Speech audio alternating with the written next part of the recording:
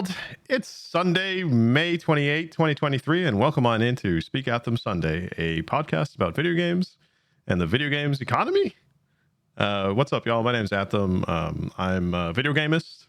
I play video games. I'm also a business economist or data and public policy analyst and a current financial analyst.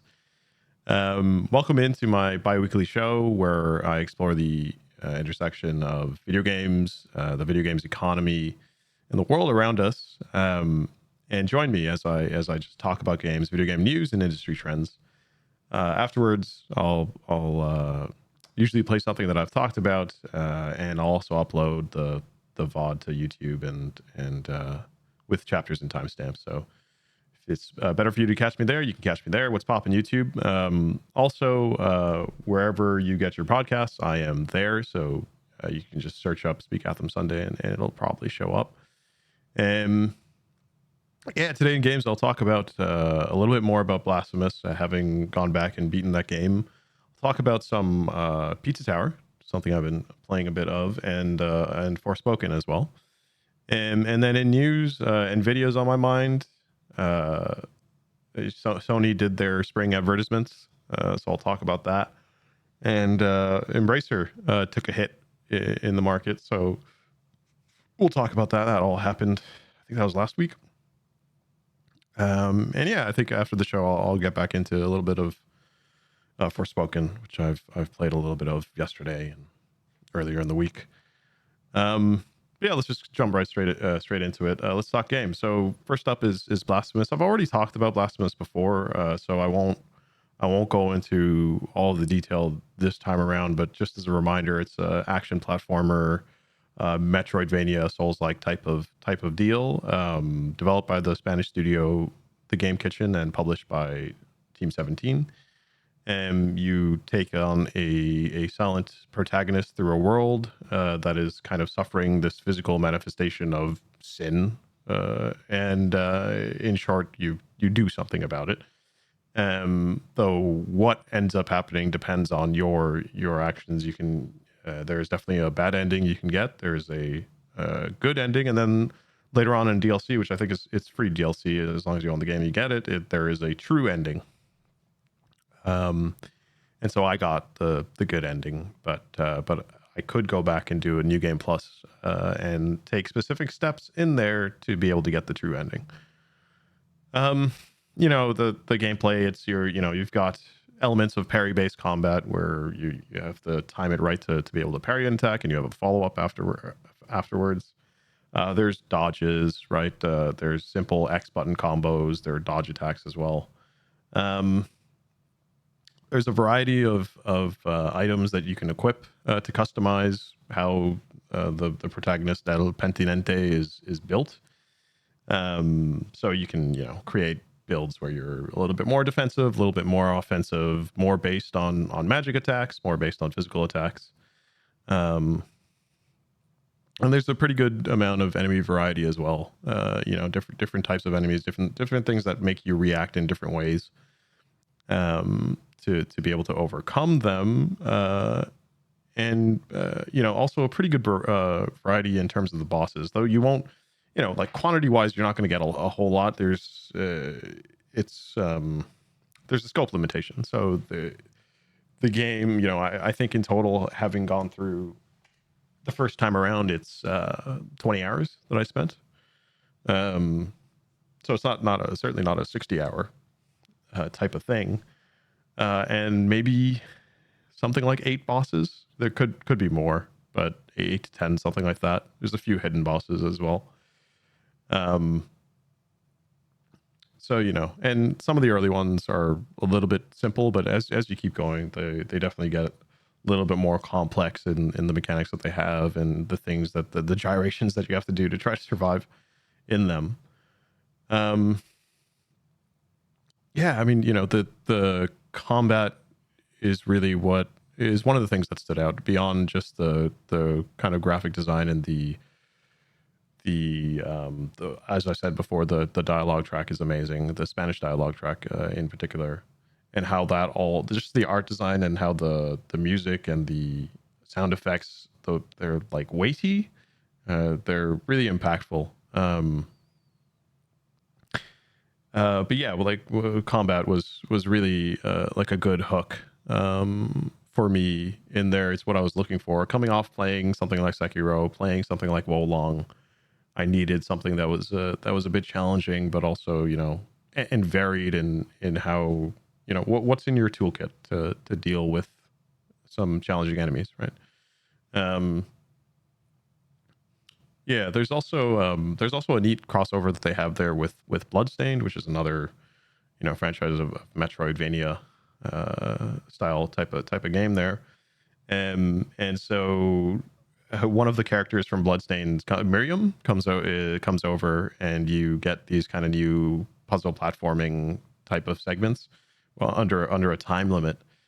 So that was neat. I didn't find all of them. I think I found two and got through two of them, but that was neat. I think one thing though that I really didn't like about those sequences is it kind of highlighted how the ladder stuff in that game just doesn't work well for me anyway. Like I just I have a clip there where I'm just continually falling to my death because a common trap setup is to have a ladder and then a spike pit beneath it, and if you fall into a spike pit, that's an instant death. Right, but if you approach ladders too fast and at like certain sharp angles, it becomes really difficult for you to grab onto the ladder, because to grab on you have to hold either like pure straight up or straight down. And for whatever reason, after jumping diagonal, I couldn't get the input up or down in time to get El Pentinente to grab onto the friggin' ladder, and so I just kept falling over to my death repeatedly, which was frustrating. But I mean, eventually I realized that the solution to that was just to take it really, really deliberately and really slow, so that I could ensure to get that like pure input that it wanted for me to be able to grab onto the ladder. Yeah. So, but yeah, coming back to how it looks, like the art direction and the way that the like audiologically how it ends up working is really what sold it for me. It's really dark, it's gritty, it's pretty graphic, but it's not like it doesn't feel like outright horror. Well, it's maybe a little bit horrific. I don't know. The boss design too, like the art on the bosses is pretty out there. Like it really, for me, it kind of opened my eyes and tickles my mind a little bit, and goes like, dude, like what the fuck? Who thought to make this thing, whatever this is, right? There's a big head lady with a charred face. There's a battle with a massive baby that has like a mummified guardian behind them. There's a skeleton priest. That's kind of like a mummified, or yeah, like a skeleton priest laying down on a bed of hands. In the DLC, there's a massive serpent boss. Oh man, there's just a lot. Yeah, and maybe one other hidden boss. That anyway, a lot going on.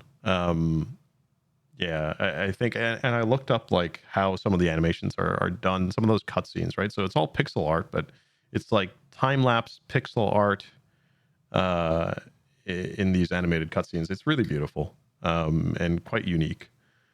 And so when you look at that, and then you think about the music on some of these, the background music on some of the levels.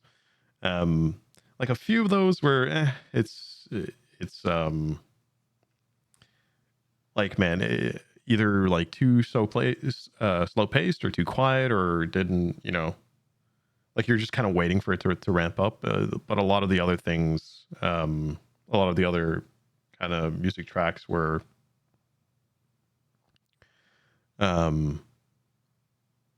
had really good somber tone, mixed in kind of different keys. Felt like you had minors and majors being meshed in, and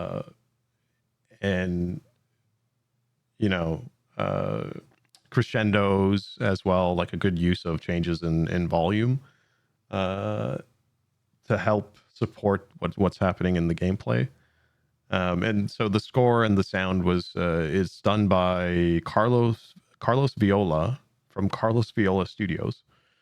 So yeah, really, really good job there. Also, the sound effects are really quite good, right? So everything from being able to everything from using your flask to waving around your sword, beating down mobs, parrying, all that kind of stuff. They're all really impactful and have a lot of oomph behind them. So it really ties into the gameplay to make it feel really, really satisfying when you play it. So as I say, I spent 20 hours playing this, about almost at 100% completion, maybe like 95%, something like that. I think I screwed up a few things to be able to get the true ending, so there might be a few things on that save file where I'm just locked out of, and I can't do anything about that unless I start a new game. But there is New Game Plus, so I could go back and do that. The other thing is that there is a boss rush mode as well once you beat the game, which is pretty cool. That's a really good kind of thing to have for speedrunners or just runners, people who are running this game for whatever reason, because it gives you a nice way to, like, built in for you to go in and practice the different boss engagements. So, for a $20 game, like, this is absolutely worth, even at a discount, it's worth. And just even not even looking at the price, just for what it is and what it gives you, it's worth your time. And so if it's up your alley of a Metroidvania style of game, and if you're okay with delving into darker, more kind of, I don't know, like thriller, shocker, dramatic and darker scenes, then definitely check it out. I should also mention that this game was backed by Kickstarters, and holy shit, there were a lot of them. So in the final credits roll, if you let that roll, that's like 15 to 20 minutes of Kickstarter names. It's like over 10,000 names that are there. So that's pretty cool to note that it was backed by Kickstarters and it delivered. So that's pretty cool. Blasphemous 2 is set out to come out in 2023 as well. And I watched a trailer on that. It looks like there are some new weapon variants. Looks like El Penitente has can have two weapons in hand, or maybe that's just one weapon that is like sword and dagger type of equipment. Also, the fidelity on the assets seem to be higher, updated graphics and all of that. So yeah, it looks neat. So we'll see when that comes out, but I think at some point I will be checking that out. So that's it for Blasphemous. The other thing that I checked out is Pizza Tower. So this is developed and published by Tour de Pizza. It's an independent developer that wanted to do Pizza Tower. So Pizza Tower is this fast-paced 2D platformer inspired by Wario Land series of games. And so it has this with an emphasis on movement, on exploration, and score. And so it has highly stylized pixel art, and the kind of the art direction is reminiscent of cartoons from the 90s. In particular, you'll see Ren and Stimpy uttered a lot when you read about it. But there are other vibes from other, like, Nickelodeon cartoons, and they also mix in different animation styles that, like, comically are jarring when one is juxtaposed, or like one is like presented right before the other.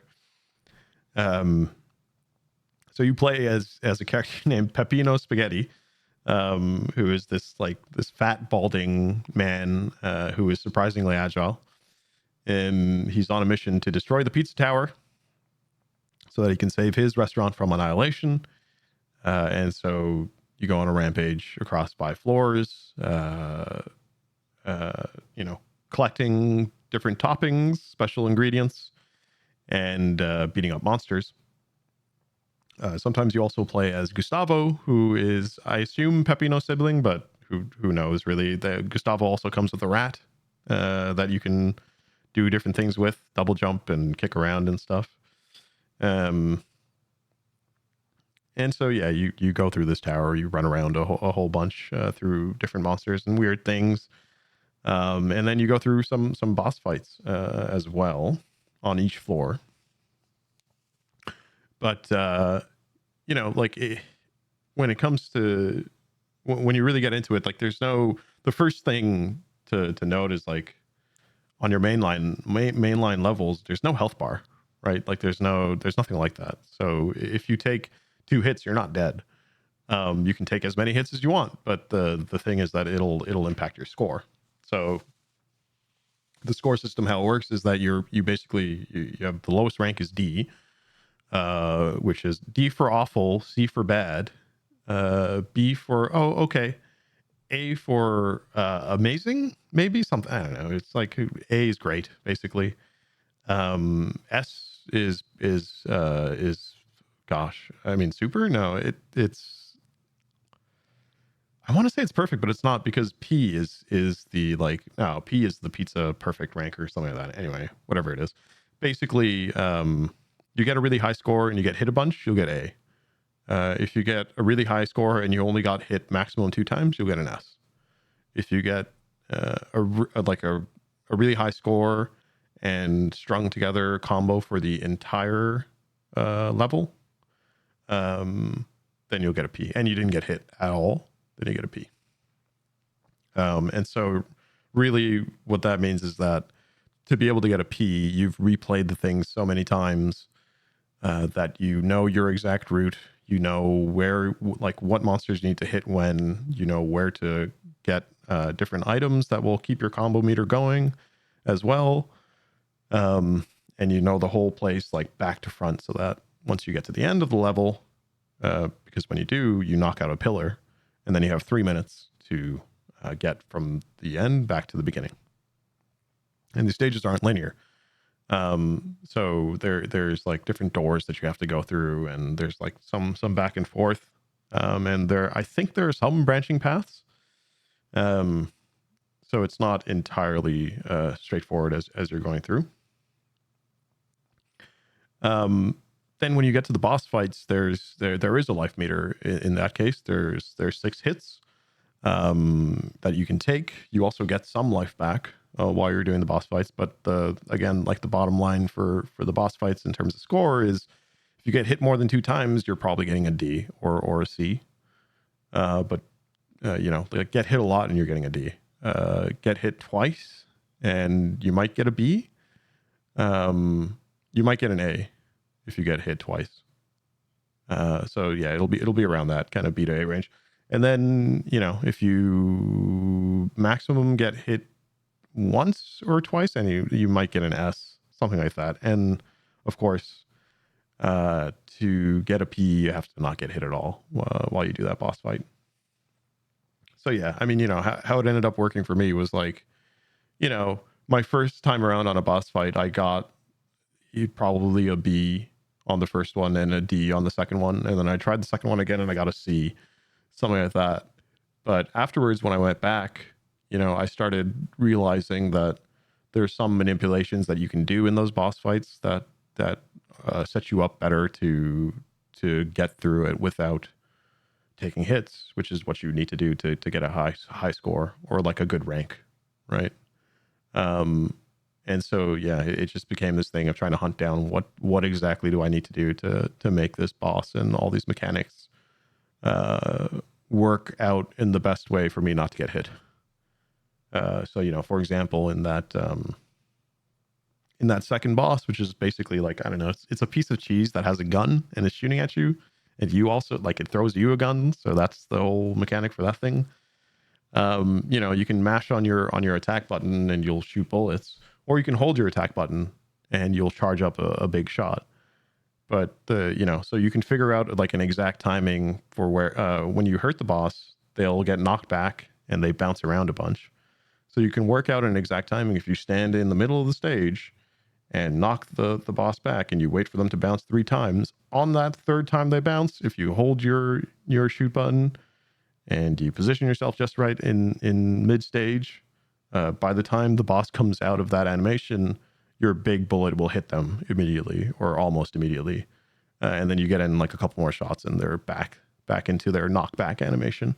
So you figure out these loops that you can lock the bosses into so that they just don't do their mechanic. And therefore you don't get hurt.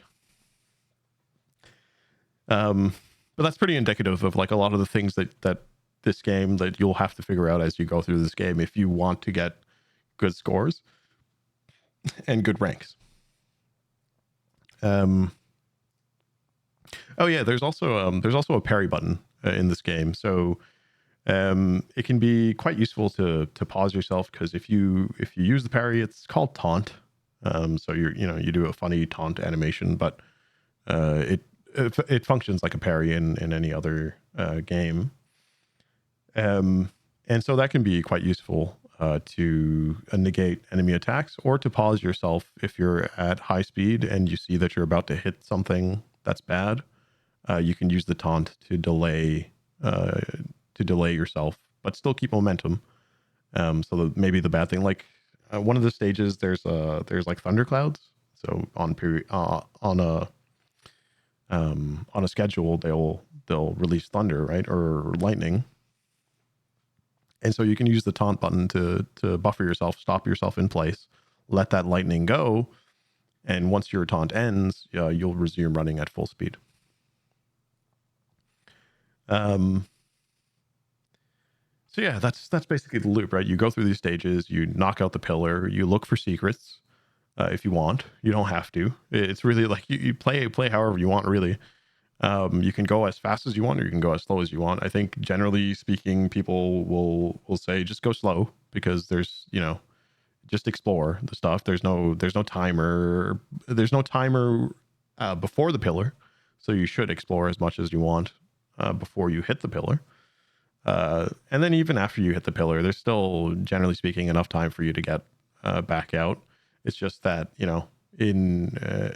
after you hit out the pillar, a lot of the secrets unlock, and so you'll want to take a look around to see where those are afterwards.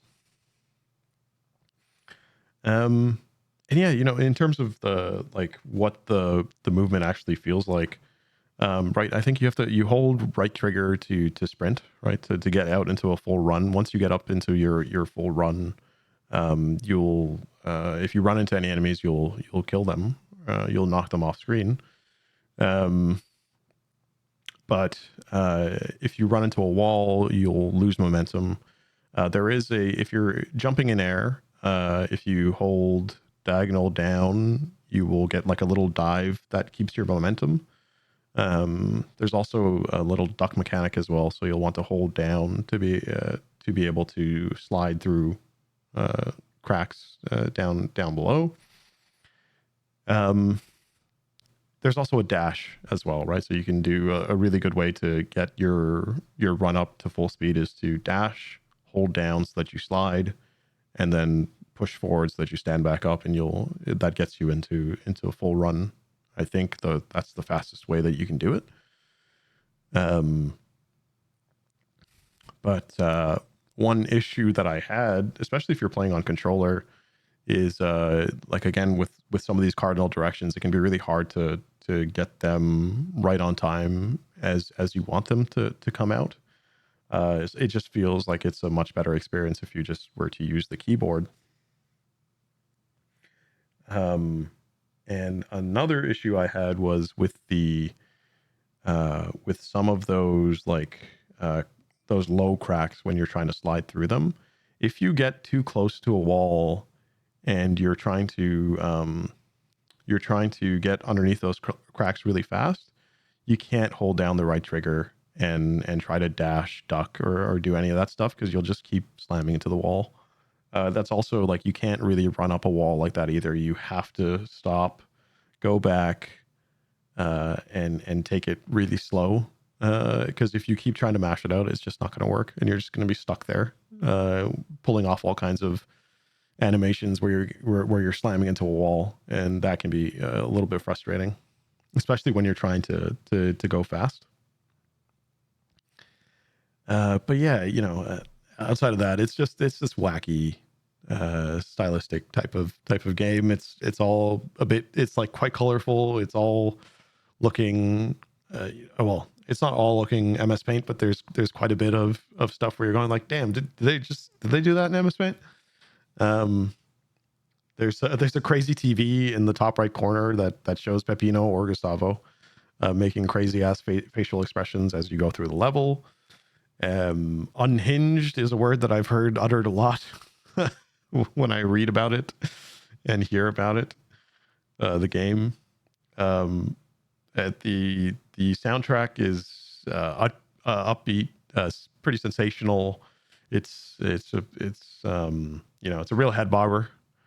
For whatever reason, it makes me think of Toe Jam and Earl. It makes me think of Sega. It makes me think of Sega Genesis when I hear this music. Just Sega titles and the music therein of that time. There's a pretty liberal use of harsh, twangy bass slaps. There's various synth melodies that are layered on top, and it's all supported by your kick and your snare and various accents on hi-hat type of things, like a lot of splashed or choked hi-hat type of sounds. And the soundtrack is actually out there, available for purchase as well, if that's something you want to do. But yeah, and also the sound effects, the yelps, the screams, the sound it makes when you run into things like that.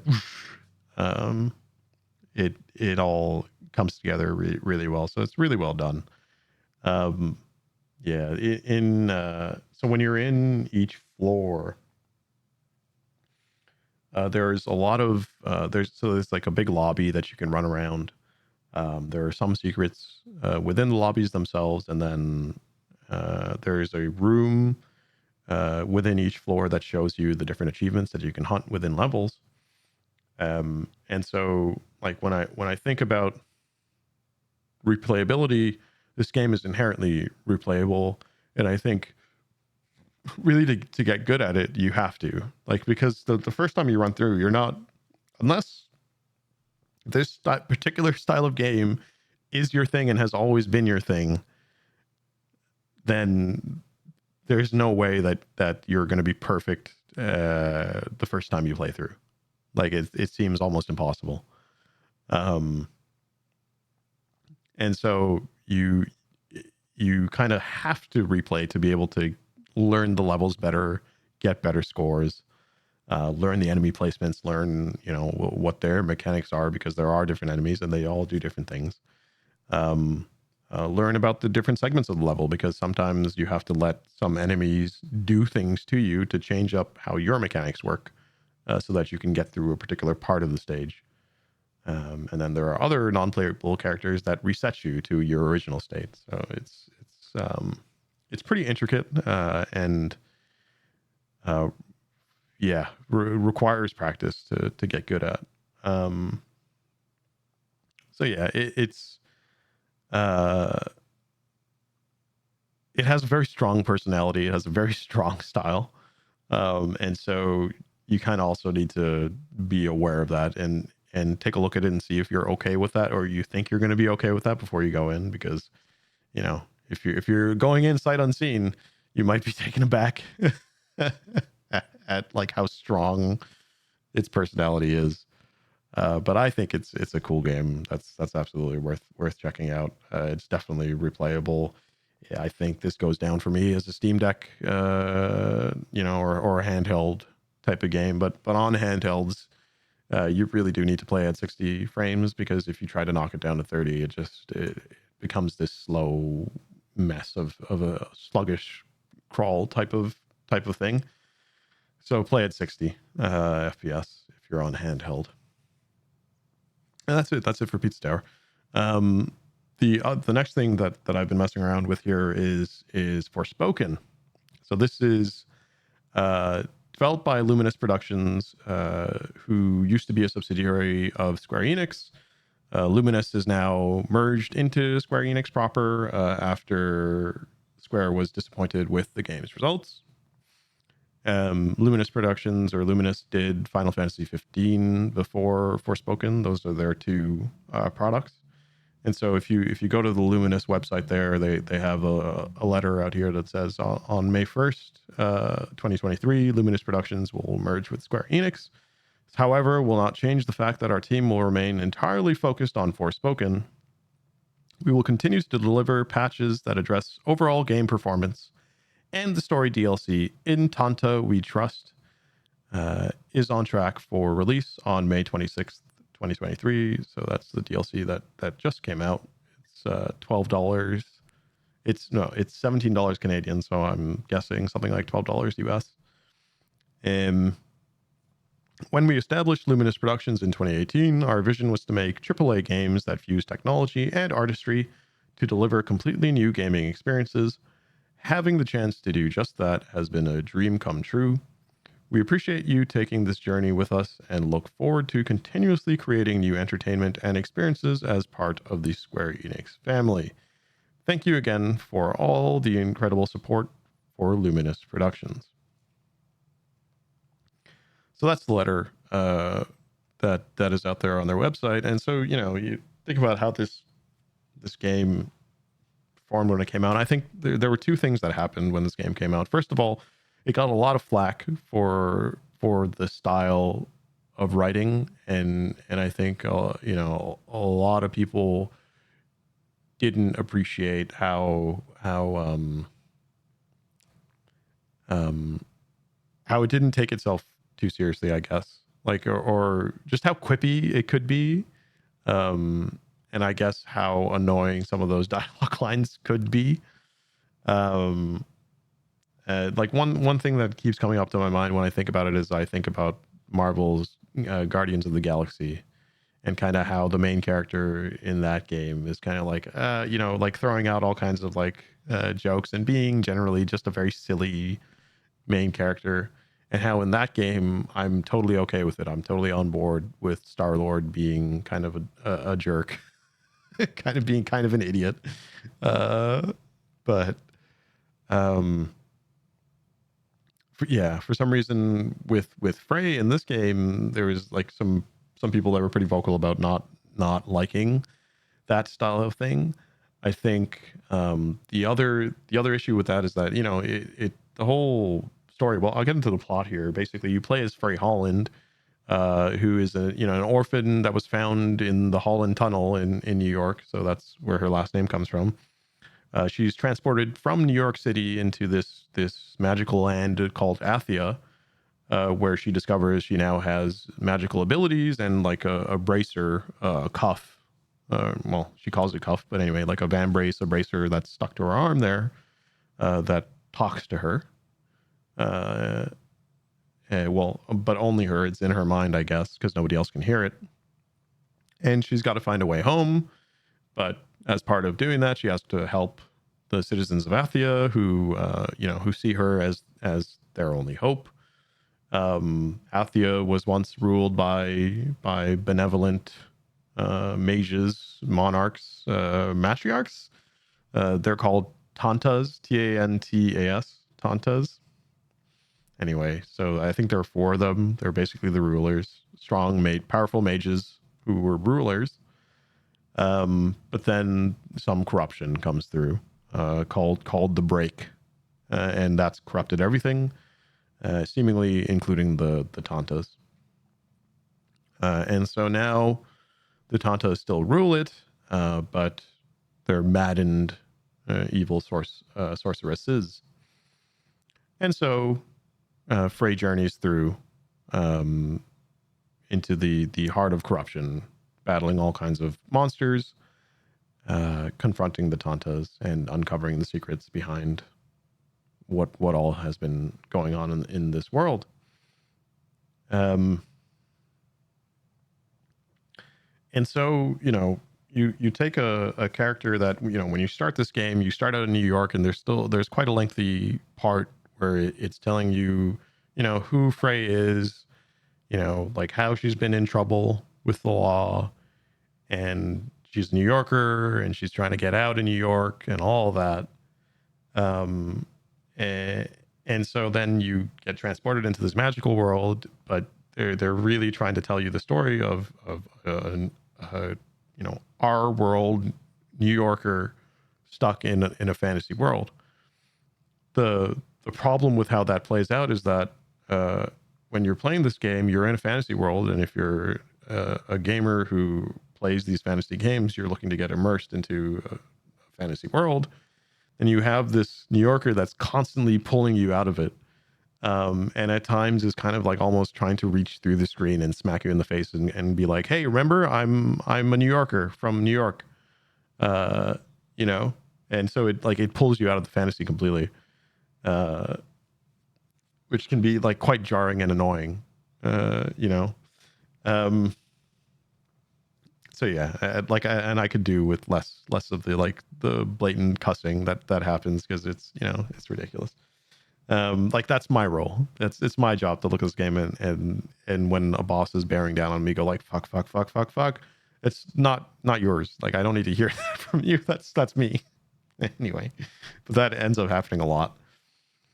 Um, yeah. So as you're going through, you run around. Like parkour is like, if I do top 10 games of the year or whatever the hell type of list, then I was trying to find a GIF, I would use the parkour GIF from The Office, because that's like really in a GIF summarizes this game. Is just run around, parkour, jump over things, dodge a whole bunch. You do have a dodge button, you have a parry button as well. But really, actually, I feel like the movement is a bit sluggish. Like the parkour, when you're flat out running, can feel pretty good, but the moment you have to make a minute turn, or like you might have missed something and you got to turn on a dime to try and go pick it up, that's when it can really just fall apart. Then it becomes really this sluggish affair where you're like pushing in all kinds of directions, trying to get Frey to go exactly where you want, and it's not always as precise as you want it to be. So you're like dancing around this one item that you're trying to pick up, going like, fuck, pick it up so I can get back to flat out running. Yeah. I've had this kind of issue with some of the other Final Fantasy games as well, including the remake stuff, where the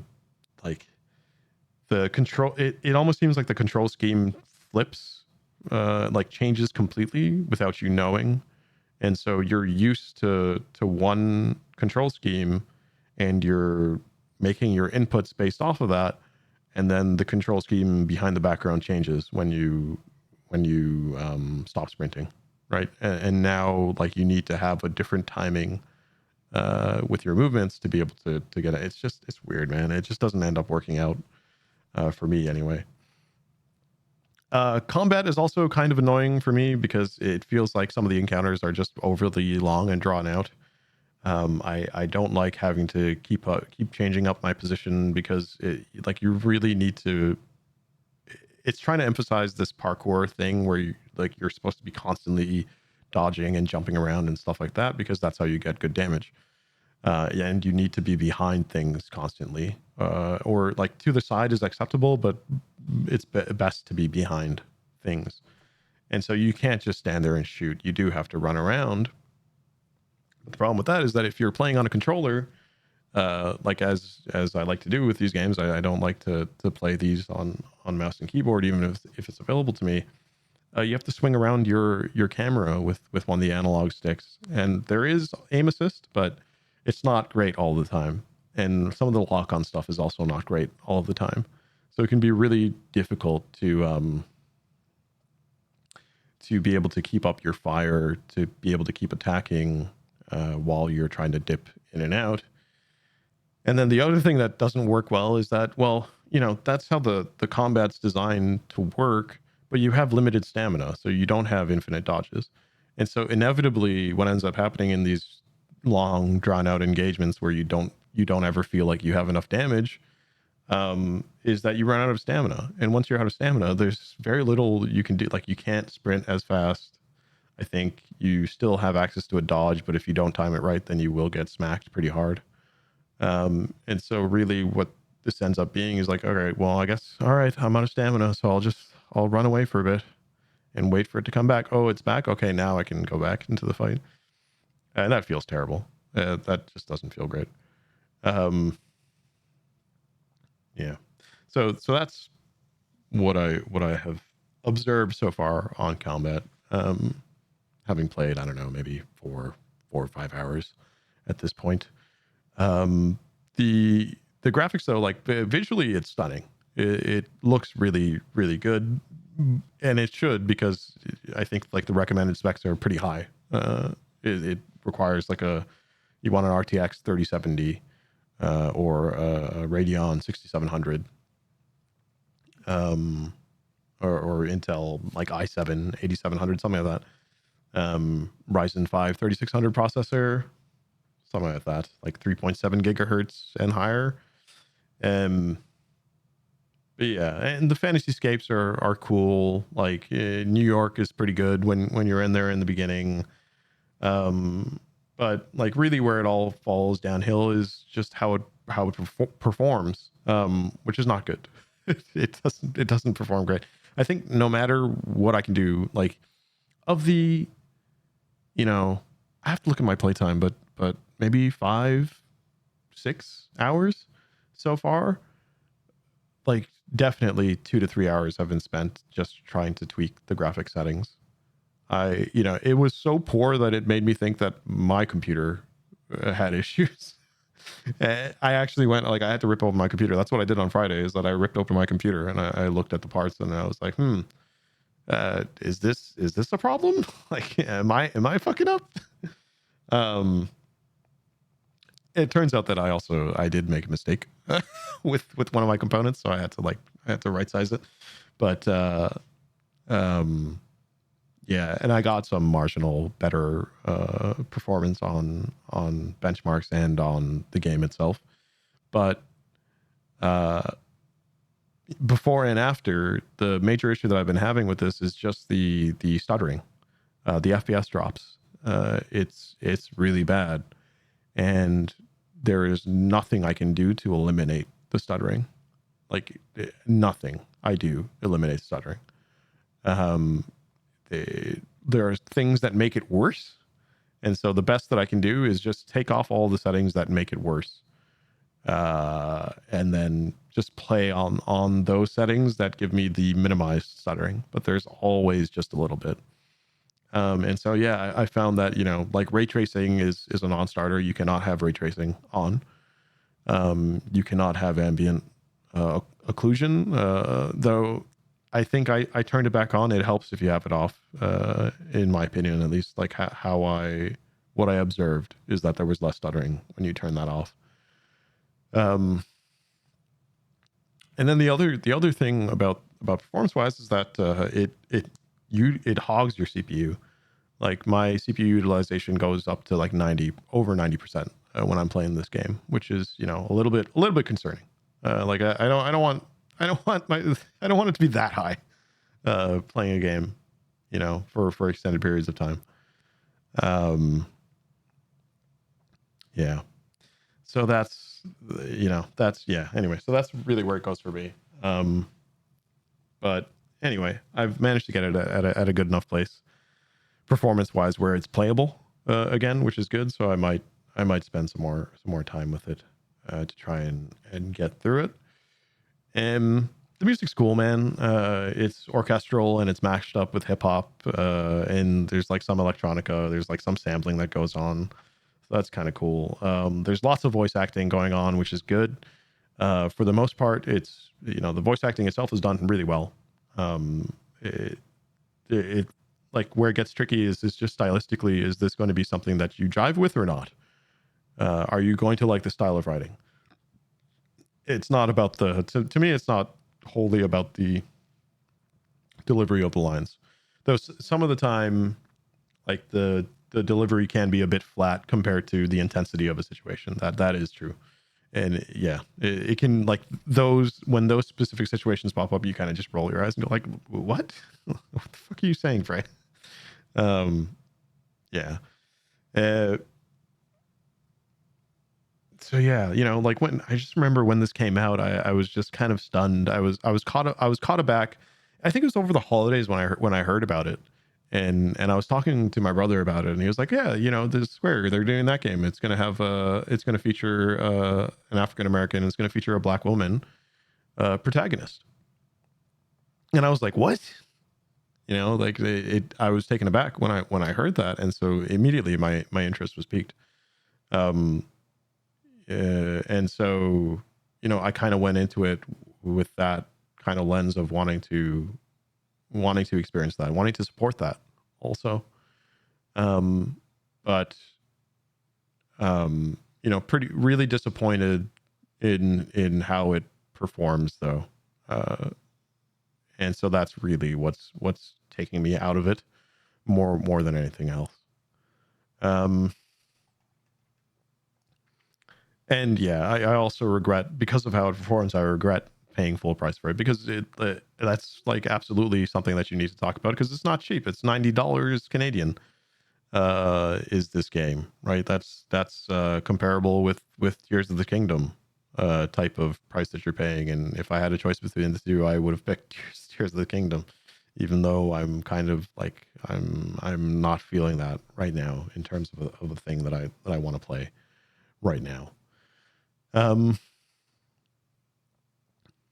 So yeah, like, in conclusion, it just really depends on if you want to experience the story or not, and if it performs well enough for you or not. If not, pass. If yes, go ahead, but maybe not at full price. Yeah, and that's it for games. So hey, why don't I just take a little break here, and then we'll come back on the other side with news. Hang tight. Wrong button. Be right back.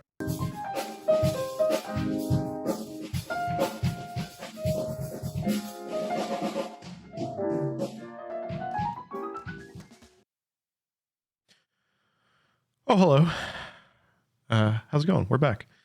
Yeah, let's get into the news here. There's the button. That's the button for news. I like to do things in threes. I find that doing things in threes is a good technique that you can use for storytelling to get people to remember whatever it is that you're trying to tell them. It also, I don't know, it just flows better than one thing, certainly better than four, and it's better than two. So anyway, I try to, when I look at this kind of stuff and I think about on a 2-week, if I'm doing this on a 2-week timeline, then what are the three biggest kind of things that popped out over these last 2 weeks? And one of them was Nvidia. So Nvidia put out their results for the latest quarter ended April 30th recently. And so the headline here is Nvidia beats estimates with quarterly revenue of 7.19 billion, down 13% from 1 year ago. That's by Dean Takahashi over at VentureBeat. And so Nvidia reported revenues of 7.19 billion for the first fiscal quarter ended April 30th. But although it's down year over year, they beat expectations on Wall Street. The maker of the AI and graphics chips said that it had record data center revenue of $4.28 billion, up 14% from a year ago. And, analysts expected some adjusted earnings per share of 92 cents. But Nvidia came in above at $1.09 a share. So when you look at the gaming business line results, though, they had first quarter revenue of 2.24 billion, so down 38% from a year ago, but up 22% from the previous quarter. And so in this quarter, Nvidia announced the GeForce RTX 4060 line of GPUs, graphical processing units, which bring the advancements of the Nvidia Ada Lovelace architecture and DLSS, which stands for deep learning super sampling technology, which basically uses AI algorithms to eke out optimized frames. And so, you know, the 4060 price there, like it starts at $299 US, which, you know, is quite stark in comparison to the top of the line, the 4090, which is something like $1,700 US, I think, something like that. In Canadian, I know for sure it's like it'll run you $2,300 Canadian out here, minimum. Is it more? It might be more. It might be 2,600. I think it's 2,600 out here. It's 2,600 Canadian. And then if you add tax, it'll be like 300 plus 4. Basically, at the end of the day in Canada, if you want to get a 4090, you're going to spend $3,000. All like taxes in and everything, you'll spend $3,000 Canadian. And so when you look at this listing price for the 4060, yeah, that's like quite stark, right? It's definitely super budget. And I mean, it's been criticized because there's seemingly no demand for it. It's not selling as they expected. I remember I saw some other headline where, like, I don't know if it was somewhere in Japan, like basically one person lined up for it outside a store overnight for the release, something like that. So anyway, they also launched the RTX 4070 GPU line, which uses DLSS 3 real-time ray tracing and is able to run most modern games at above 100 frames a second at 1440p resolution. And so the Nvidia share price, it jumped. So like at close on May 24, it jumped from $305.38 US to something like $389.46 on May 26th. So this past week at close. But when you look at the data center business line, their first quarter revenue was a record $4.28 billion. So like almost double, like definitely two billion more than the gaming business line, and that's up 14% from a year ago, and up 18% from the previous quarter. And they launched some new platforms that combine the full stack software that they have with Nvidia Ada Hopper and Grace Hopper processors, which, like, these are all processors that they have for they're not consumer gaming. They are for business. They're corporate AI applications, basically. And so these chips are like quite massive. They're quite big. They're not, I guess, like they're not intended to slot into your personal computer. So yeah. And so there's a couple other business lines that they have here. So they have the professional visualization business line, which had $295 million in revenue, and then they have an automotive business line. So they're basically, selling these chips that are going into cars and vans or whatever, for their screens and whatever, like panels that they have. And that's the revenue there was like $296 million. So like really these two small things that they're carrying around, but they're estimating that specifically for automotive design, they're expecting that to climb to in the billions, which is why they're carrying it. It's not for the revenue that it's bringing in right now, but they think that the applications that they have for automotive will kind of blow up. And so Jensen Huang, the founder and CEO of Nvidia, made some statements. He said that the computer industry is going through two simultaneous transitions: accelerated computing and generative AI. $1 trillion of installed global data center infrastructure will transition from general purpose to accelerated computing as companies race to apply generative AI into every product, service, and business process. He added, our entire data center family of products, H100, Grace CPU, Grace Hopper Superchip, NVLink, Quantum 400 InfiniBand, and Bluefield 3 DPU is in production. We are significantly increasing our supply to meet surging demand for them. So the H100 chip is the big workhorse that is bringing in things for them here in data center. So when you look again at the data center revenue, and you look at $4.28 billion, divide that by total $7.19 billion, and you've got something like 59% to 60% of revenue coming in from data center. Look at the gaming revenue, and that's looking like 31% of overall revenue, and then the other things are like really these small pieces there. And so, when I look at Nvidia and I look at this, I think, okay, well, they have their gaming business line, and it's a significant piece, but the really big thing that they're pushing right now is corporate AI applications. And so there's another article here, how Nvidia created the chip powering the generative AI boom. This is from Tim Bradshaw in London for the Financial Times. And so, in 2002, that's when Nvidia released the H100 chip. This costs per unit, it's a $40,000 cost.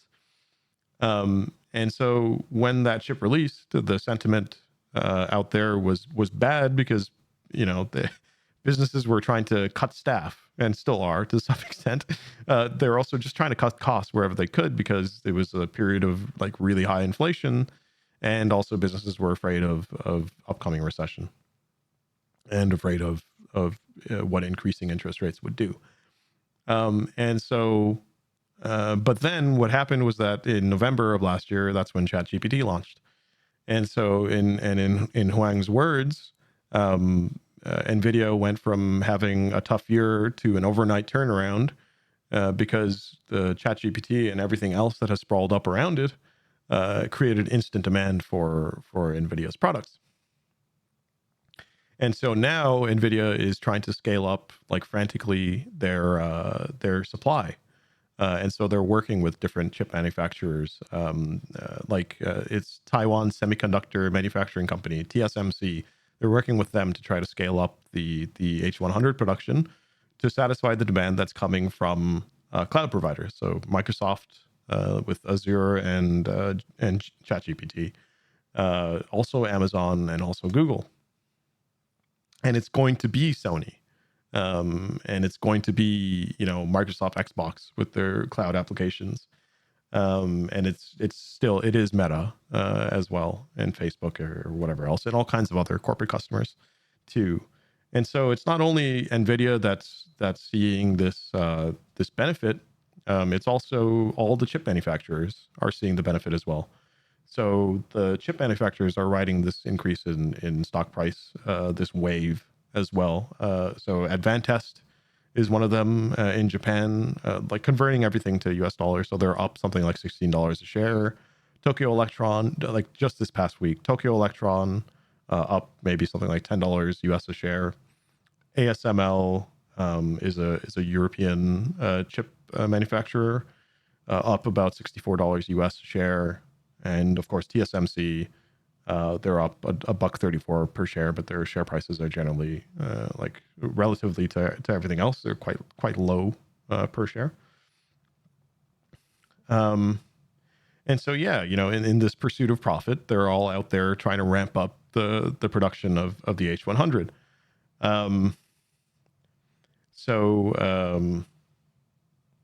With some customers looking for tens of thousands of these chips. As I said before, these accelerators or these chips, they're really big chips that have something like 80 billion transistors on them, which is 5 times as many as the processors that power the current generation of iPhones. And so this H100 chip is twice as expensive as the previous comparable chip that Nvidia made, the A100, but it's positioned as having like triple the performance. And so what it's doing is for all of these AI applications where the AI developers are having problems with deploying the things because they don't have enough processing power. That's where the H100 is coming in and saying that, okay, we can now give you the power. Yeah, and so this article, when I was going through it also, like, it goes back to 2012 in Canada, where researchers in Canada realized that that GPUs could be used or to create neural networks, which is a form of AI that mimics how the human brain works. And so from that time, Nvidia has been looking at this kind of stuff and slowly bringing on more and more software engineers rather than hardware engineers, so that they could develop where they are today, which is the undisputably the market leader, both in data center and in graphics, in consumer graphics applications. And so, yeah, like the market, kind of your market analysts are basically saying that, Nvidia saw the future before anyone else, with their pivot into making GPUs programmable. They spotted the opportunity and they bet big on it, and now it's paying off. But it's not. They're not in a position that's completely unassailable, and they like, so analysts basically say that Nvidia has a 2 years lead on other companies in terms of the technology where they're at, but global competitors are racing to make their own chips for their own applications that they have. And so, like, there's a really good quote here, which is kind of where I'll sum it up on here, which is, keep in mind that global competitors are racing to make their own chips fit for AI workloads. For now, Nvidia is not just in the business of selling shovels to gold miners. It's the only shovel seller in town.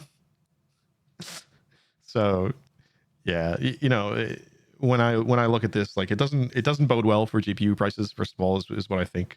Obviously these are different business lines. So the data center is very different from consumer, like the gaming graphic card. But there is always scarcity in components, and there's always scarcity in capacity of manufacturers on what they can produce, how much time they have to produce, and what they have to be able to produce with. And so when when Nvidia and when all these manufacturers are looking at how much they can produce, they're looking at what's going to give what mix is going to give them the best profitability.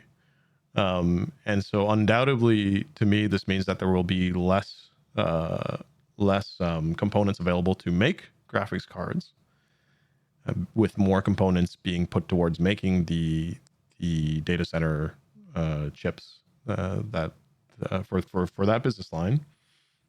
And what that means is that there's going to be less supply of graphics cards, and when you have less supply, you have higher prices. And so for prices of current generation cards, which are already very high, I don't see that dropping anytime soon because of what's going on with on the AI side of things. Your previous generation will have the price drops though, and that's starting to come out. So like the 3070 lines are now seeing some price drops, which is nice there if you're trying to get into something. Although, like, it also kind of explains why they're doing something like this with the 4060, right? So instead of you like trying to go back a generation to get stuff, like you can come on to the new generation, but you'll have to take a budget 4060, because that's like all our high powered shit that's going into H100, and like all of our components are going into there. So whatever's left, we'll do that with the 4060. Basically, is what that means to me. So that was the first thing that's there that I thought was interesting to note on Nvidia. The other thing that happened this last week was Sony did a really long advertisement. It was like an hour and 20 minutes, and yeah, they're happy to keep things exclusive to the PS5 and hold the PC versions until 2 to 3 years later. Although the thing that they showed in this showcase, um, pretty much immediately afterwards, Xbox put out a tweet that showed, like, I think something like 12 titles that will also be that were shown in this showcase, but will also be coming to Xbox and or PC. But yeah, the event itself, so the Sony showcase, was largely just a bunch of trailers that were cut together, with the occasional word from Jim Ryan, the president and CEO of Sony Interactive Entertainment. It was very light on gameplay, and when there was gameplay, for the most part, you would see some legal looking, like, small text at the bottom, disclaimers saying, oh, we tweaked the gameplay for the trailer, we changed the camera angle, all of those different kind of things. And so the bottom line for all of these things, maybe with the exception of Spider-Man 2, you just have to take it with a grain of salt, because there's absolutely no guarantee that any of these things will play or perform well. So please, please, please keep that in mind. That anything that was shown in Sony's showcase is not an objective view of the games. It's Sony selling you the idea of their products, of their upcoming products, and building up some demand for them. And so when I look at the entire showcase, I break it into 3 segments, because again, it's really it's a really useful storytelling technique to have people remember what the hell happened. And so the first thing is, but also that's just the easiest way for me to break it apart. The first thing is just the traditional console or PC games. And then the second thing was the PSVR 2 washroom break. And then the third thing was the handheld that nobody wants.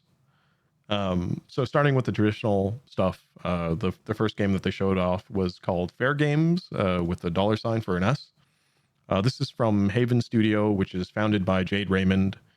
Jade Raymond is a Canadian video game creator and executive. She's worked as a producer, executive producer, and director, spanning roles from EA and Ubisoft. Most recently working on Battlefront 2, which is a whole thing that I won't talk about that game. But anyway, it looks like this Fair Games. It looks like a 3-player heist, co-op heist type of thing. But from what I'm hearing as well, there's going to be some PvP elements to it, where you're kind of robbing the rich. It's one of those kind of things. It's like a futuristic Robin Hood, I think, is what they're trying to tout it as. But it was the very first thing that kicked it all off, and there were no details given on release, so we have no idea when it's coming. It's TBA, to be announced. The second thing that they showed off was called Helldivers 2. So Helldivers 1 was a twin-stick 4-player co-op top-down shooter. Helldivers 2 looks like a 4-person co-op, over-the-shoulder or third-person shooter. Some gameplay was shown, but it was tweaked for the purposes of the trailer. I think they changed camera angles and stuff like that. It looked like good alien busting fun. It's developed by Arrowhead Game Studios, so they're a Swedish-based company since 2008. They've been making stuff. They did Magicka and Magicka 2, and they also did a new Gauntlet game, both of which. So Magicka and Gauntlet I played. Well, their Gauntlet game I played. This will come out to PS5 and PC in 2023 simultaneously, and it looks pretty neat. I think between this and Space Marine, I might have to pick one to check out. There's some Warhammer Space Marine that's coming out. By the way, there's a lot of Warhammer stuff that's coming out and that has come out. I'm not sure if anyway. While I'm on it, there's so Bolt Gun. Warhammer Bolt Gun just came out. That looks like a fun throwback type of shooter. And there's also a Warhammer car combat game that's in development. So it's kind of reminiscent of Twisted Metal, but Warhammer. so like that is definitely something I'm interested in. But right now it's in a closed alpha state, something like that. Like you can sign up, but there's no, it's not open access. It's not open early access. Anyway, so back to the showcase. The next thing they showed off was called Immortals of Avium, a single player game developed by a studio called Ascendant Studios. It'll come out to PS5, Xbox, and PC. It looks like a futuristic first-person shooter, but there are no guns. It's just spells and magic, but like future magic, or like Magitech, I guess is how I describe it. Visually, graphically, it looks really impressive. There's really high fidelity on the models and on the cinematics. Interesting art. The music was cut together really well, and did a good job hyping it up. Ascendant Studios, it was founded in 2018 by Brett Robbins. This is somebody who worked as a game designer at Crystal Dynamics on Gex and The Legacy of Kain, and then on the Lord of the Rings and 007 James Bond at EA Redwood Shores.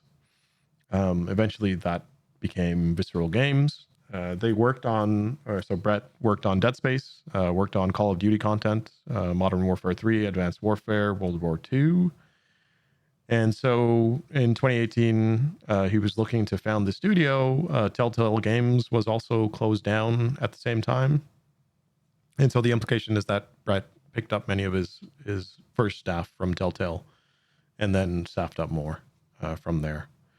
So they've been working on this since 2018 through COVID and all of that. And now, in 2022, I think they released some information about it, and now in 2023 it's out there as an announce. So it'll come out this year. So the next thing that they showed was Ghost Runner 2, which had a pretty cool trailer, cool gameplay. It looked very Ghost Runner. And it featured some like vehicle combat. It's developed by One More Level, a developer founded in 2014 based in Poland. Most well known for Ghost Runner 1, published by 505 Games and PlayStation Studios, who have worked together in the past. They have put out many titles together. One of them is Death Stranding, I think is one of them that they published together. The next thing that they showed off was Phantom Blade Zero. So this one looked really cool. It's a hack and slash RPG. It looks like it takes on some Chinese influence stylistically. It has fast-paced, or at least looks like it had fast-paced sword combat. There's no release date, no window. And unfortunately for the rest of us, PC gamers and Xbox people, there's no, it's a PS5 exclusive. So, and no details on whether or not it'll get a port or when, but I think currently with the current stance of PlayStation on their exclusives, there will not be a port, not at least like 2 years after the PlayStation release. And I'm not going to go out of my way to buy a PS5 just for this, or anything else really. But yeah, that being said, this was the favorite thing, like my favorite thing out of the entire showcase was this game. The action looked great, the cinematic kind of posturing, the fast-paced blade work, the music, the voice acting, all of it looked really, really good. So yeah, we'll wait and see what more details we can get on that. One other thing they did here was the Sword of the Sea. So this is a surfing, snowboard, hoverboard type of game. It's made by Giant Squid, who made Abzu and The Pathless. There's not a whole lot of detail to go off here, but it was definitely smaller scale than any of the previous items on the list that looked big budget anyway. They talked about the Talos Principle 2, So I saw a lot of like in chat when I was watching this, a lot of people were clowning on, oh, this is this the Zenyatta or origin story, which is a reference to Overwatch. But yeah, there were a lot of robots. There were upside down robots. The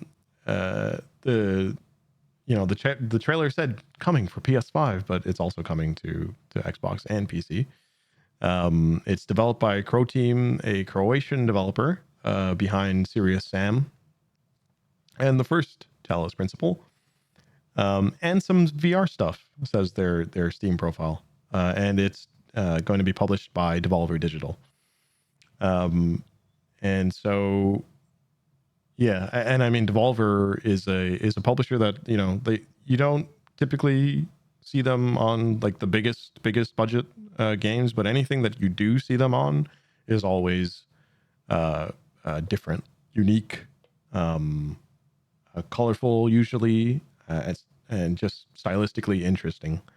And so, yeah, like Devolver is very non-corporate, corporate, and self-described as a boutique game label, owned and operated by a team that replies to Slack threads with a non-stop deluge of hilarious gifs and passive-aggressive shots at one another. They work with independent developers globally to produce original, eccentric, and eventually beloved games. And so the Talos Principle 2 is this philosophical puzzle game where biological humans are now extinct, but human creature or human culture lives on in a city of robots. And so you, as a player, you go through, mysterious megastructures that have these kind of enormous powers, and you go through and solve a whole bunch of puzzles, basically. Supposed to release in 2023, no date given. Not exactly up my alley, but very high production value. And I love most anything that Devolver is on. The next thing was Neva, is so from Nomada Studio, it's an emotionally charged adventure from the team behind Gris or Gris, GRIS. Emotionally charged is right. That trailer kind of turned the tide of an action-packed trailer showcase into something that was closer to a tearjerker. But the music and the voice acting were done in the right way to pull that kind of emotion. It's Devolver again, and it's going to be available on all platforms. It'll come in 2024. This next game looked like a bit of a troll, but it's called Cat Quest: Pirates of the Caribbean. It'll come sometime in 2024 on all platforms. There's already a Cat Quest and a Cat Quest 2, so I don't know. Like this is just a different one of those. In Pirates of the Caribbean, you play as a privateer in a freely explorable 2.5D open world, swarming with pirates. And so you sail the seas in your ships, and so on. The next thing was a Splatoon ripoff. So it's also known as Foam Stars. But yeah, I mean, if you don't have a Nintendo and you always wanted to get Splatoon, well, I guess here you go, coming to PS4 and PS5. Square Enix joint, completely unoriginal. So at the end, they're like, "Are you ready for the party or some shit? Are you ready for the Foam Star party?" I'm not fucking ready for the Foam Star party. Fuck off. Get out of here. But something I am ready for is Plucky Squire. So this one looks really good. This is a adorable indie top-down adventure game with kind of unique world-changing mechanics where you'll shift from different perspectives, either 2D looking in a picture book to like 2.5D or like 2.5D when you go into the real world. It's developed by a studio called All Possible Futures, a new studio founded in 2019 by James Turner and Jonathan Biddle. Jonathan Bids Biddle is formerly Swords of Ditto, Stealth Inc., Bastard and Fluidity, James Turner has worked as a Pokemon designer and an art director on Pokemon Sword and Shield. Published by Devolver again. So another Devolver joint, which I can't wait for this. Like this looks really neat. It warms my cold frozen heart. So, which is saying something. Teardown. They showed Teardown, a game that's already out where you tear shit down. It's getting a port to PS5, but I think a big thing for people who like Teardown is that when you play it on PC, it's on Steam, and on Steam there's like mods you can get, or just on PC there are mods you can get. So it's not clear how mod support will work on console, and if you can't get mod support, then maybe some of the value of that game goes away a little bit. And then, they followed up with a very nothing burger trailer for Metal Gear Solid Triangle. It's the Metal Gear Solid 3 remake, I think is what this is. Like at the beginning when I was looking at this trailer, I was like, what is this? Is this everything too? Like, what is this? But anyway, so it's a Snake Eater remake. They'll be rebundling the collection of Metal Gear Solid 1, 2, and 3 as well.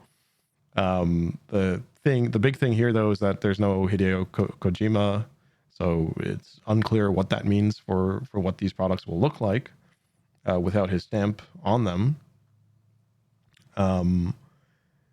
It's slated for release in fall of 2023, but I'm not sure to the extent that the things will actually come out to PC. So just have to wait and see on that. I don't think it's exclusive, but we'll have to wait and see what actually comes out to PC in what fashion. And if it does come to PC, then I might have to pick them up, but we'll see. That was followed up with a Breath of the Wild adjacent game called Towers of Aghasba.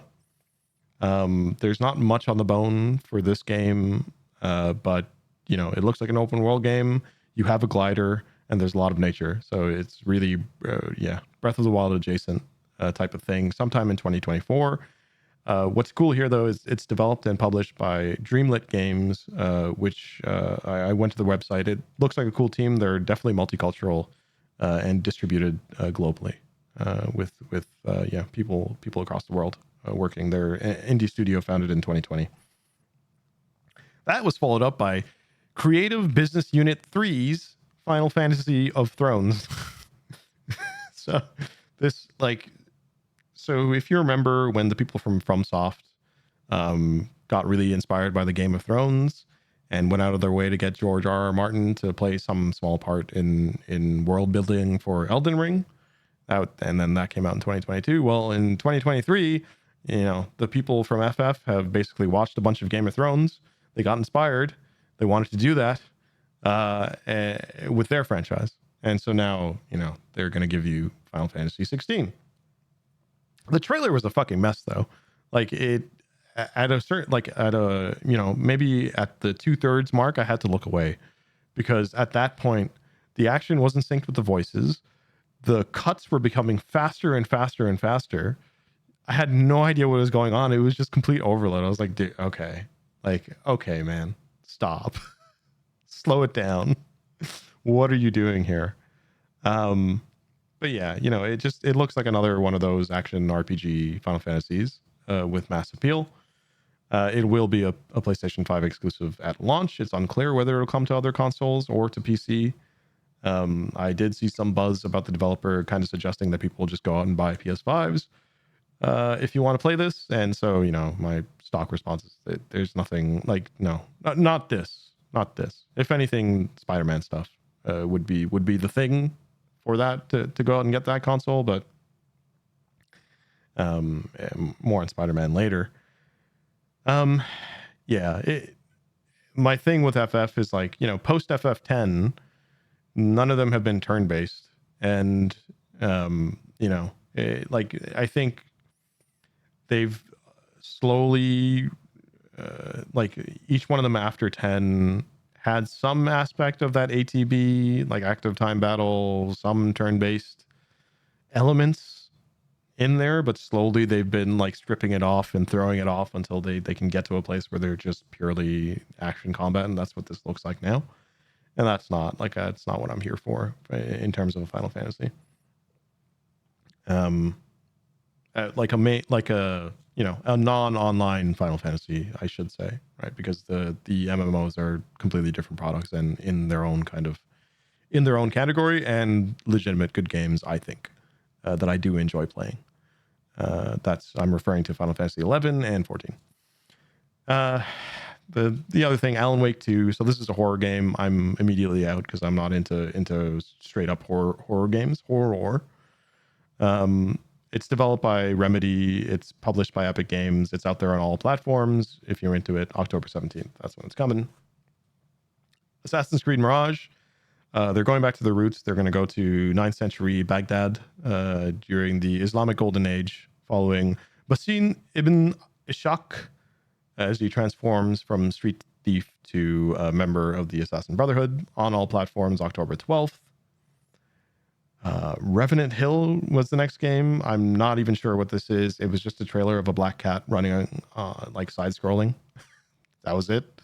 So I don't know, PS4 and PS5. Not sure when. They showed Grand Blue Fantasy, which looks like another, I don't know, looked like a Honkai or I don't know, one of those mobile gacha things. By Platinum Games and Psy Games, but I don't know when, 2023 winter, something like that, whatever. They did a Street Fighter 6 trailer, focusing on the story mode. Looks cool. It's out this week. On Friday is Street Fighter 6. So that's cool. They showed Ultros, which is a side-scroller Metroidvania, PS4, PS5, PC, going to be released in 2024. Developed and published by Haddock, a developer headquartered in Malmo in Sweden. Not much information on them, but they look like a new developer. They showed Tower of Fantasy, which is another open-world MMO by Hata Studio. So they're based in China. It's a subsidiary to Perfect World Games, another Chinese publisher, and jointly published by Perfect World, Tencent, and Level Infinite. So it's a game that's already out there. It looks like it has free-to-play elements, so no thank you. But it looks like it's being ported to the PS5. Then they showed Dragon's Dogma 2, which, hell yeah, this thing looks amazing. This is a Capcom joint. Another thing from them that's looking bangerish. A little bit of gameplay was shown, lots of beautiful cinematics. Not a whole lot of detail, but we do know that it's going to be in Resident Evil engine. And thankfully, because it is Capcom, it will be multi-platform, so it will come to Xbox, PS5, and PC. And I just really, really super hyper look forward to this. It looks really good. But it's just a release or announcement trailer, so it's not this year. It probably won't even be next year. It's probably something 2025 at the earliest. But ooh, it's looking good. It's exciting. And that was the first string of games they showed. Then came the PSVR 2 washroom break, basically. Five Nights at Freddy's, Resident Evil 4 VR mode, Arizona Sunshine 2, Crossfire Sierra Squad. So the Resident Evil and Arizona Sunshine are zombie shooters. Crossfire Sierra Squad, a first-person shooter. Synapse, another first-person shooter. And Beat Saber, a game where you use a saber to the beat. I don't know, man. It's like, so the PSVR 2, they've sold about 600,000 units as at the end of this year or March. And so like, yeah, okay, fine. There is some demand for this, clearly, but I question how much new demand is being created for VR products. And also, like, there's two keys that are going on. Like, the first thing is that they need to convince people to dump their other headsets, because there's a lot of people who are already in VR have other devices. And so you need to convince them to dump their other devices, and you need to convince them that they need to come onto the Sony library of things, right? And be locked to that library and locked to those devices. And then they also need to do that for new adoption, because they need to grow the customer base. And so, yeah. And then the third thing is, like, all the while they need to develop new content for the thing. So, and all these titles, they're just like, yeah, like I don't care for a puzzle mini game or a slow awkward zombie shooter or a slow awkward first person shooter. And like the only thing that I looked at that with, like, oh hey, yeah, that's cool. Like I could see myself playing that as Beat Saber, but also I don't have the space for VR anyway. So like it's a non-starter for me. I can't do it. And yeah, so that was the what I'm calling the PSVR VR2 wash and break, and then they came back with a game called Marathon. So Marathon is developed by Bungie, the creators behind Destiny and Halo. It looks like another shooter. It's looking like a futuristic adventure first person shooter. It's an existing franchise that but they haven't done anything with it since 1996. It's not a direct sequel, but it's in the same universe. There's going to be a focus on PvP, so it's not PvE focused at all. So it looks like a player versus player type of shooter. But there are many of those, and there are also many shooters announced in this whole showcase. So they're really, people could only have so much time to spend on things, and so they're really, I don't know, like they're really asking for a lot to crack into. Like you just do something different, man. Anyway, but that aside, on the merits of what it looked like alone, it looked pretty cool. It was quite colorful, quite blocky, with like the color contrast. Color blocking or whatever was really used there, and intriguing. Like it's got gusto, but I need to know more details before I actually know whether or not I want to jump into it. They did a brief trailer on the Destiny 2 expansion, so that'll come. They'll do more information at a Destiny showcase on August 22. They showed a game called Concord. So this is the first AAA project from Firewalk Studios. It's a PvP multiplayer game in a sci-fi universe. PS5. But yeah, that's like really it. There's not much more detail there that I could find. And then they showed a Gran Turismo trailer, like the movie. Did you know that if you miss a line on the track, you could die? That's Gran Turismo, man. Yeah, I mean that I'd already seen that movie trailer before, so I'm not sure why they needed to show it again. But anyway, they showed it again, and they said that it's coming in August. And that took them to the third thing, which is the product announcement that they made for Project Q, which is a dedicated streaming device. So it's basically like, it looks like a mobile phone. It's just this like HD screen type of device, and then the sides of a PlayStation 5 controller plug in to it on either side there. And so it's touted to have all the same features as a PS5 DualSense controller, but now it's streaming the game. But it's not clear to me like what that means for, like, can you take that out of your house, or do you have to be next to your PlayStation 5? Do you have to be within range of your PlayStation 5? You know what I mean? Like, it's streaming, but I don't know if it's cloud streaming. Is it just using your PlayStation 5 and then throwing that to your device? And yeah, this is like another Sony thing where I just don't understand where the demand is for this kind of product. I think if you're already very much in the ecosystem, then, and you also have a luxury budget, then sure. And I'm sure those people exist. Absolutely. But in terms of new adopters, that's like what? Like, just let me use my own phone type of thing, right? But I get that if you're, first of all, it's a control thing. So, these guys, when they're making these types of decisions, they're looking at they're obviously looking at how much money they can make off of a product or things like that. But they're also looking at how much they can control other, like the whatever economic benefit that they can get from something. They're also looking at what they can do to other competitors' economic benefits from the same kind of things, and what they can do to squelch that. And so when you look at a decision to say, okay, we're going to bring out our own device and it's going to be ours, it's because they want to control what can be done with it. They want to control,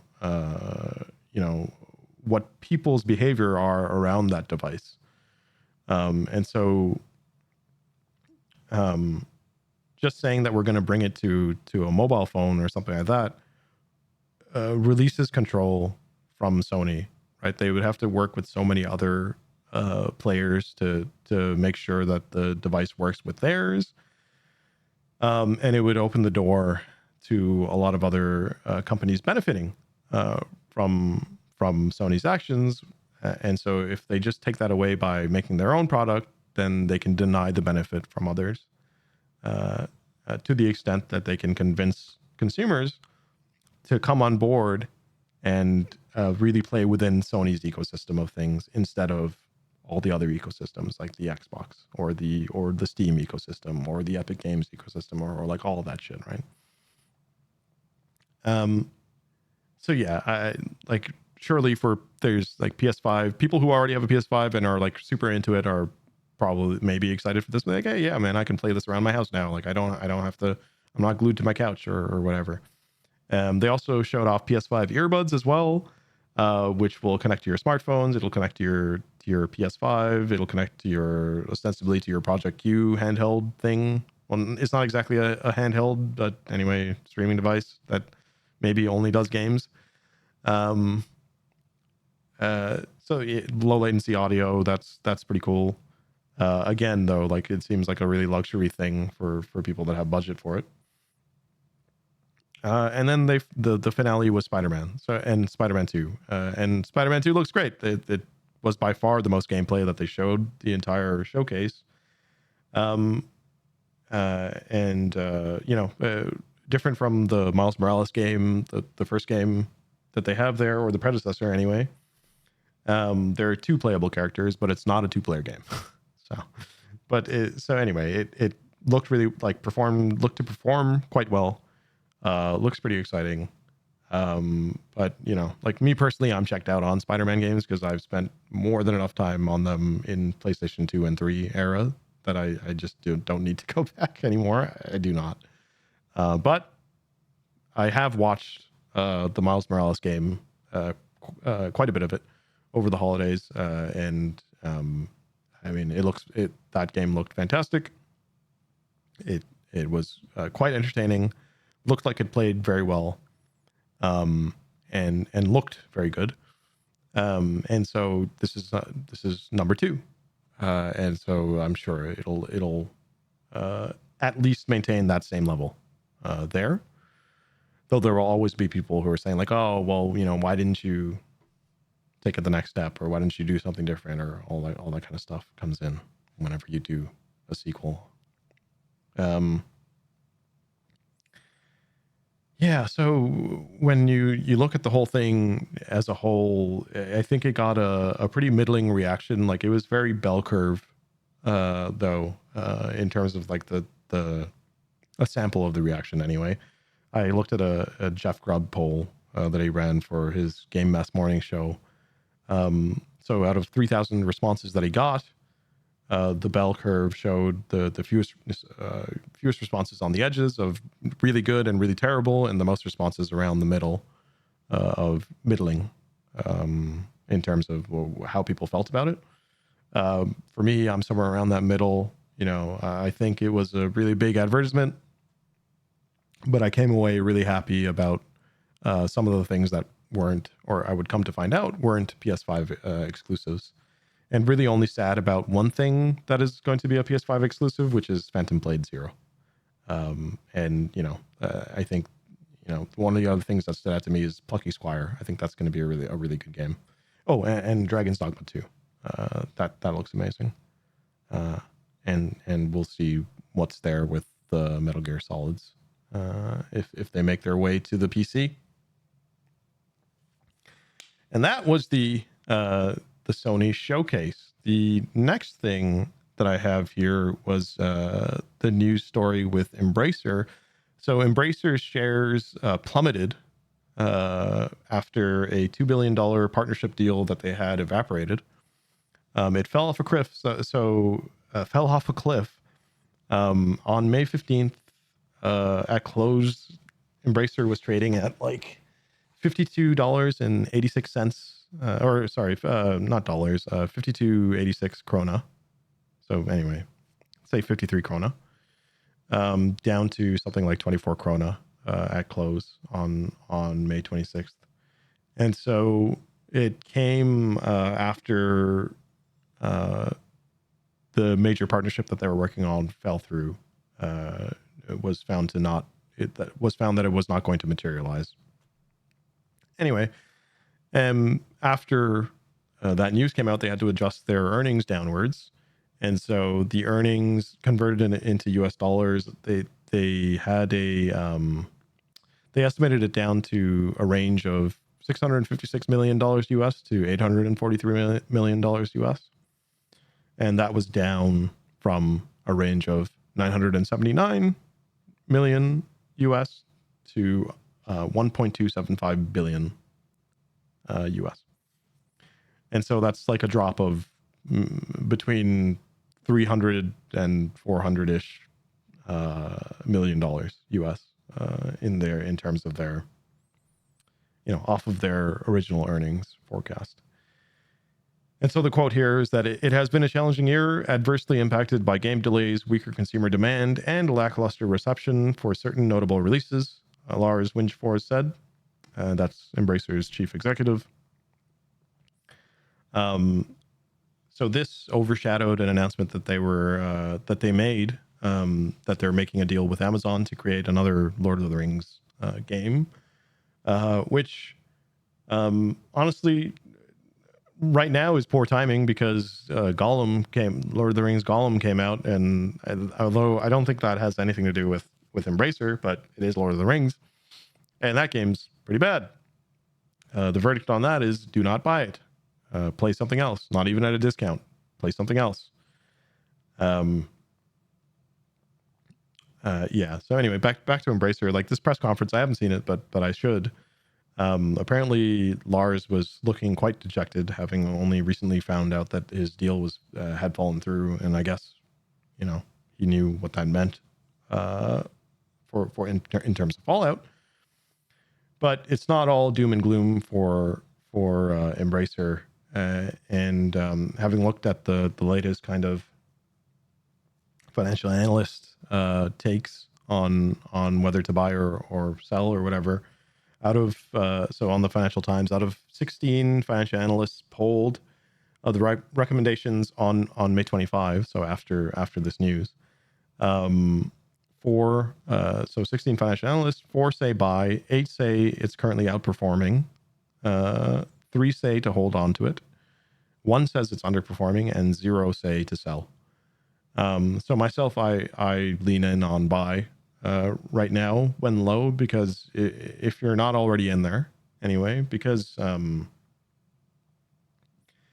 even if this deal fell through, Embracer still has good prospects with the high quality developers that they have, and they have a lot of them. And so, I'm talking about, they have Crystal Dynamics, they have Eidos Montreal, they have Gearbox, they have THQ Nordic. So there's still a lot of high quality developers that are in there that could push out some pretty major banger titles. And so if you get in now, you're probably at a point where it's a bit of a low. I don't think that there's going to be some next news item that's going to push them further down. It's probably only up from here for a while until the next thing happens, right? That tanks their share price. Myself, I would actually buy in, but I can't actually get a handle on their share from where I'm at, because Simple just it was not listed there. I'm sure if I took a deeper look, I'd be able to figure it out, but I'm not that's not the priority for me. Yeah.